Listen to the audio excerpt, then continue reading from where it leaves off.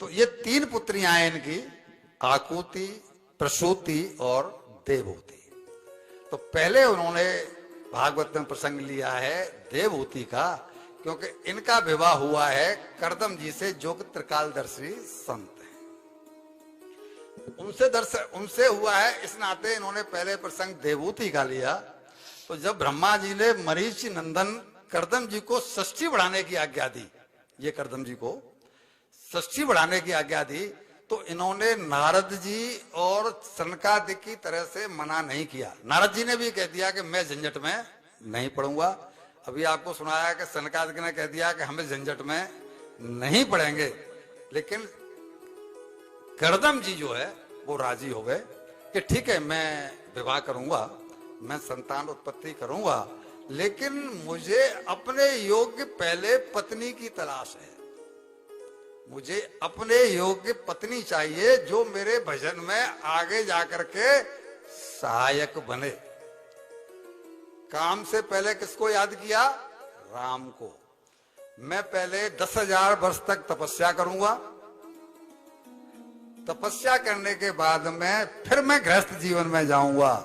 राम पहले आएगा, पीछे काम आएगा, तब तो बात बन जाएगी। ये कितनी दूर की सोच रहे हैं कि पहले मैं उस पत्नी के लिए तपस्या कर रहा हूं जो मेरे अनुकूल हो, और भगवान मुझे वरदान दें आकर के कि ये पत्नी तेरे अनुकूल है, मैं उससे विवाह करूंगा। और इन्होंने साहब 10,000 वर्षों तक तपस्या की। सरस्वत्वाम तपस्यते सहस्त्राणाम समात्सा। सहस्त्राणाम मतलब 10,000 वर्ष तक तपस्या की। क्यों? केवल मेरे भजन में सहायक बने, बाधक नहीं। फिर कड़वी बातें कह रहा हूं। शास्त्रों में 2 प्रकार की पत्नियों का वर्णन आता है, मेरी नहीं है भाई, मैं नहीं कह रहा हूं। शास्त्रों में 2 प्रकार की पत्नियों का वर्णन आता है, एक काम पत्नी और एक धर्म पत्नी।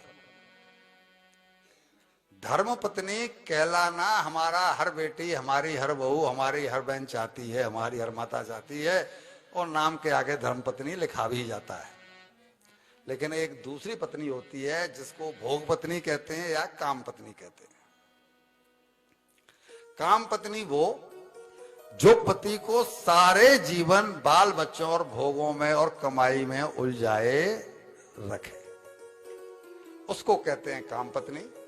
और धर्म पत्नी वो जो जैसे ही 50 के आसपास अवस्था हुई, मीन्स सारी पारिवारिक जिम्मेदारियां पट गई, बेटियों का विवाह हो गया, उनके भात शोषक हो गए, घर में पोता पोती जो होना है वो हो गए, फिर वो कहे पति से कि अब तो हम कुछ दिन अपने लिए जी लें, सारे जीवन इसी में लगे रहोगे। पत्नी का सपोर्ट मिल जाए तो पति के पैर घर से जल्दी खुड़ जाते हैं, और ज्यादातर होता यह है कि पत्नी का सपोर्ट नहीं मिलता। वो कहती है इसका क्या होगा, उसका क्या होगा, अभी तो छोटा है, अभी तो मोटा है, बोला चक्कर पड़ जाता है। पत्नी का सपोर्ट न मिलने के कारण एक तो पुरुष वैसे ही काम धंधे में इतना बिजी रहता है, उसको सोचने की जरूरत नहीं है, ये मतलब फुर्सत नहीं मिलती, और ऊपर से पत्नी का सपोर्ट नहीं मिला तो काम हो नहीं पाता है। धर्म पत्नी कहलाने का अधिकार उसी को है जो पति को संसार पथ से निकालकर धर्म पथ पर अग्रसर कर दे। धर्म पथ पर चलना साहब कोई मामूली बात नहीं है। यह सब साधन ते नहीं होई, तुम्हारी कृपा पाव कोई कोई।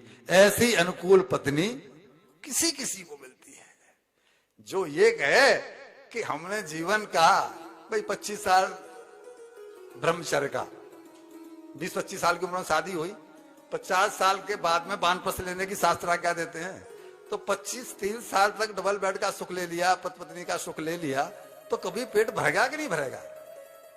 25-30 साल कभी कम होते हैं। फिर अगर शास्त्र ये कह रहे हैं भाई अब अपने कल्याण के लिए कुछ सोचो, 25-50 हजार की नौकरी करने के लिए हम ग्रेजुएशन करते हैं, फिर कोई MBA MBA करने के बाद में कोई डिग्री लेते हैं, मान लो 20 साल पढ़ाई करने के बाद में नौकरी मिलती है 50-25 हजार रुपए की, और भगवान को जो त्रिलोकीनाथ है उसको पाने के लिए हम 2-5 साल भी नहीं देना चाहते।